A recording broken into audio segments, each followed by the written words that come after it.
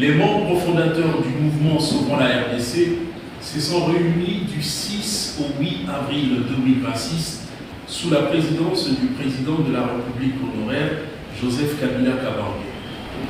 À cette occasion, ils ont examiné la situation politique, sécuritaire, économique et sociale du pays, ainsi que les différentes initiatives régionales et internationales de recherche de solutions à la crise qui prévaut en République démocratique du Congo.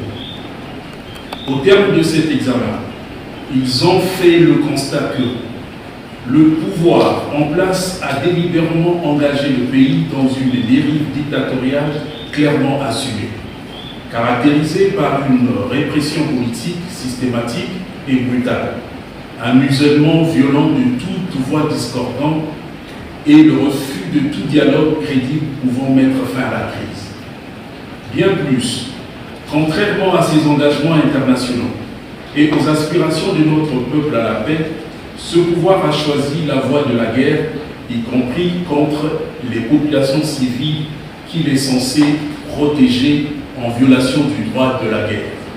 Cela étant, les membres fondateurs 1. Dénoncent les atteintes graves et répétées aux libertés publiques et aux droits fondamentaux, les bombardements indiscriminés des zones fortement habitées en mettant gravement en danger les populations civiles à Minembwe, Massissi, Goma, le recours à des assassinats et tentatives d'assassinat des personnalités qui refusent de se plier à la dictature, l'abandon total aux ADF des populations d'Ituri et de la partie septentrionale de la province du Nord Kivu, livrés à des massacres d'une cruauté indescriptible.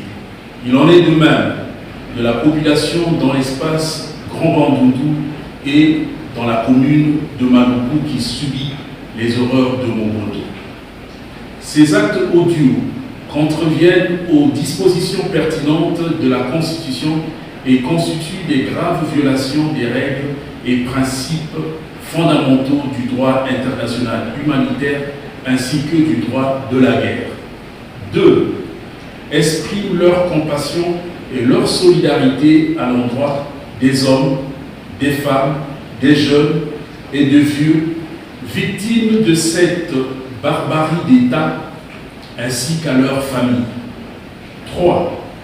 Déplore la dégradation continue des conditions de vie sur l'ensemble du territoire national, marquée par une précarisation croissante des populations dont 64 millions d'entre elles vivent le seuil de pauvreté, la famine et la sécurité chronique, faisant de la RDC la tête de liste des pays en extrême pauvreté.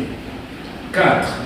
S'agissant des initiatives de recherche de la paix, tout en saluant les efforts déployés par les uns et par les autres, Washington, Doha, Union africaine, Luanda, Lomé, Nairobi, Senko et SEC, il note qu'à cause de la mauvaise foi du pouvoir en place, les perspectives d'une paix durable s'éloignent de plus en plus. Ce résultat décevant est dû à ce que ces initiatives ont jusque-là sciemment humilié ou gravement minimisé les causes profondes de la crise, à savoir le non-respect du pacte républicain de Sun City, de la Constitution et des lois de la République, l'illégitimité des institutions, les choix désastreux du régime en place, une gouvernance prédatrice et la consolidation d'un système dictatorial, l'instrumentalisation de la justice à des fins politiques, ainsi que l'exploitation du tribalisme et de la stigmatisation comme stratégie de division pour se maintenir au pouvoir. 5.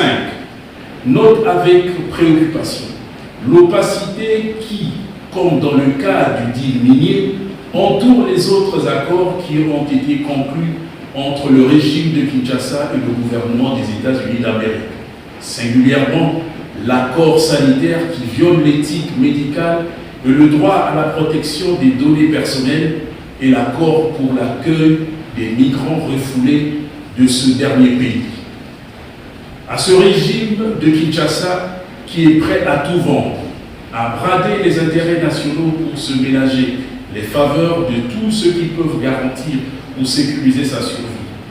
Les membres fondateurs rappellent que la RDC et ses ressources ne sont pas son bien privé, dont il peut disposer à sa guise, mais un patrimoine commun appartenant à tous les Congolais. Bien plus, la RDC est encore moins un dépotoir humain où les autres viendraient décharger tous ceux qu'ils n'ont pas envie de garder chez eux. 6. S'oppose à toute tentative de changement et de la révision de la Constitution et s'engage à y faire échec. De ce qui précède, ne pouvons se dérober aux devoirs que leur prescrit, comme à tout citoyen congolais responsable, la Constitution en son article 64, alinéa 1, les membres fondateurs du mouvement Sauvons la RDC réaffirment leur détermination à poursuivre la lutte jusqu'à ce que soit mis fin à cette dictature abjecte. Fait le 8 avril 2026.